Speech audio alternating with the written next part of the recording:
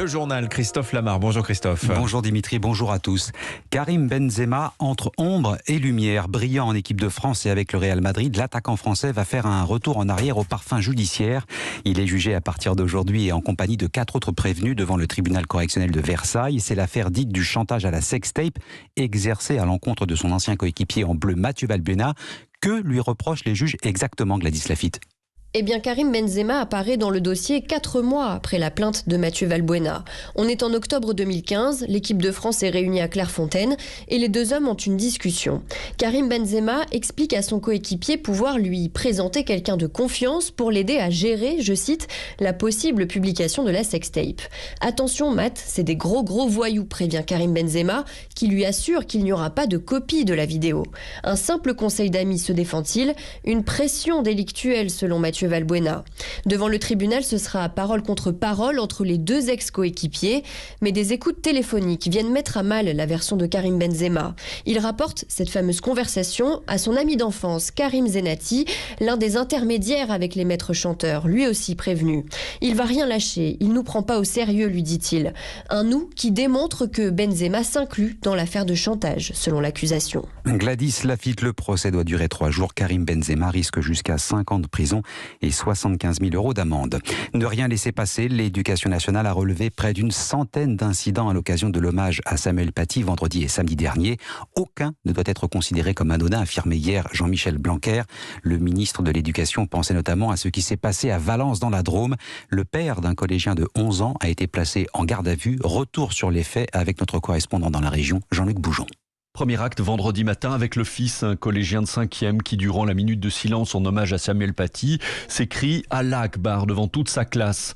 L'incident choque profondément, son professeur le recadre, puis lui demande de réfléchir à ce qu'il vient de faire. Le garçon de 11 ans s'exécute et s'excuse auprès de l'enseignant et de ses camarades avant de recevoir un avertissement. Et c'est là que son père entre en scène, alors que la direction de l'établissement l'appelle pour le prévenir de l'incident. Le père se félicite de l'attitude de son fils et les choses ne s'arrêtent pas là, explique Pascal Clément, inspecteur d'académie de la Drôme. Le père de l'élève a eu un comportement violent et agressif, d'abord au téléphone, et puis ensuite le lundi matin, en s'introduisant dans l'établissement de force et en menaçant les personnels qui étaient à l'accueil du collège. Il affiche très ostensiblement de ne pas partager les valeurs de notre République. Évidemment, les propos sont inacceptables, aussi bien en référence à Samuel Paty que vis-à-vis des personnels de l'établissement. Le père, un agent de sécurité de 43 ans, a été placé en garde à vue. Une expertise psychiatrique est en cours. Lors d'une perquisition à son domicile, les enquêteurs ont retrouvé une Bible, 2 livres salafistes ainsi qu'un sabre. Lyon, Jean-Luc Boujon, Europe 1. À Marseille, un homme a reconnu être l'auteur des lettres de menaces à l'encontre d'un couple d'enseignants. Un différend lié aux travaux qu'aurait effectué cet artisan de 34 ans au domicile du couple serait à l'origine de son passage à l'acte. C'est ce qu'il a expliqué aux policiers au cours de sa garde à vue. Éviter l'explosion de colère sociale par tous les moyens. Le gouvernement rend les derniers arbitrages pour tenter de limiter la hausse des prix du carburant.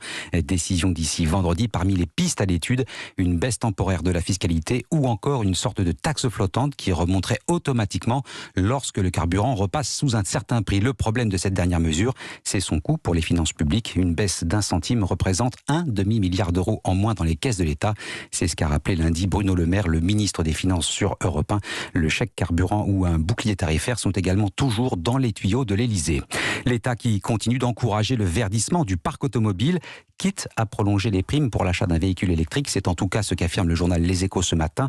Le bonus de 1 000 € pourrait être prolongé jusqu'au 1er juillet l'année prochaine. Une bonne nouvelle si cela devait se confirmer, explique Cécile Goubet, directrice générale de l'AVER, l'association qui défend la mobilité électrique. On sait aujourd'hui que le différentiel de prix entre les véhicules thermiques et leur équivalent électrique reste en moyenne de 10 000 €. Donc les dispositifs d'incitation à l'achat qui existent aujourd'hui permettent de gommer en fait partiellement ces écarts. Ça permet à la fois à l'écosystème de la mobilité électrique et aux usagers de la mobilité électrique d'avoir un petit peu plus de latitude par rapport à leur décision d'achat dans un contexte un petit peu tendu, lié en fait à la reprise économique et à la difficulté de pouvoir s'approvisionner en différents matériaux et composants pour les constructeurs, ce qui va permettre de leur donner un petit peu aussi d'oxygène de façon à pouvoir assurer les livraisons de véhicules, tout simplement. Cécile Goubet, directrice générale de l'AVER, elle était l'invitée écho d'Emmanuel Dutheil hier soir sur Europe 1. Un nouveau candidat dans la course à l'Elysée, François Asselineau se présente pour la deuxième fois.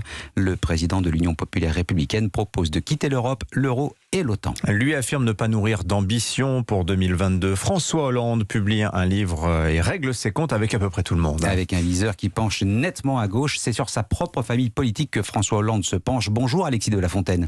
Bonjour. Du service politique d'Europe 1, l'ancien président n'est pas tendre avec son camp. Personne ne trouve grâce à ses yeux. Oui, nous n'avons plus affaire au père rassembleur de la gauche, mais à une plume faite pour piquer. Ces mots les plus durs sont pour les candidats de son camp des Lilliputiens, sous-entendu des insignifiants. Arnaud Montebourg est lui appelé le Zorro de la politique. Seulement 2 mots sont utilisés pour parler de son programme pas sérieux et s'abstenir. Ses conseils pour Anne Hidalgo, parler à tous les Français et non à une partie d'entre eux. Il tire aussi sur son ancien ministre, Emmanuel Macron, un homme sans conviction, errant comme un voyageur, sans boussole, sans cap. Son analyse est simple, il s'est accaparé tous les pouvoirs, négligeant les parlements et les élus pour rendre les riches plus riches. L'ancien président charge également Éric Zemmour, un polémiste, attiseur de haine, souhaitant réveiller les pulsions malsaines de l'occupation.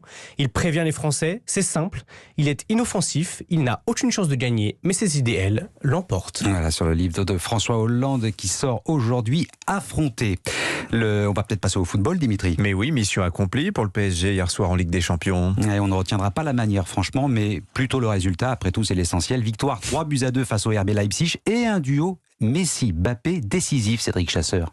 Oui, en l'absence de Neymar, André Di Maria et Mauro Icardi, une grande partie du succès parisien face à Leipzig reposait sur les épaules de Kylian Mbappé et de Léo Messi. Et le moins que l'on puisse dire, c'est qu'ils ont été à la hauteur, puisque les 2 hommes sont impliqués directement sur les 3 buts du PSG. Heureusement qu'ils étaient là d'ailleurs, car Paris a souffert. C'est presque une victoire inespérée au vu de la physionomie du match, mais l'entraîneur Mauricio Pochettino s'en contentera. C'est un match compliqué, mais on a la satisfaction d'avoir montré du caractère alors que nous étions menés 2-1.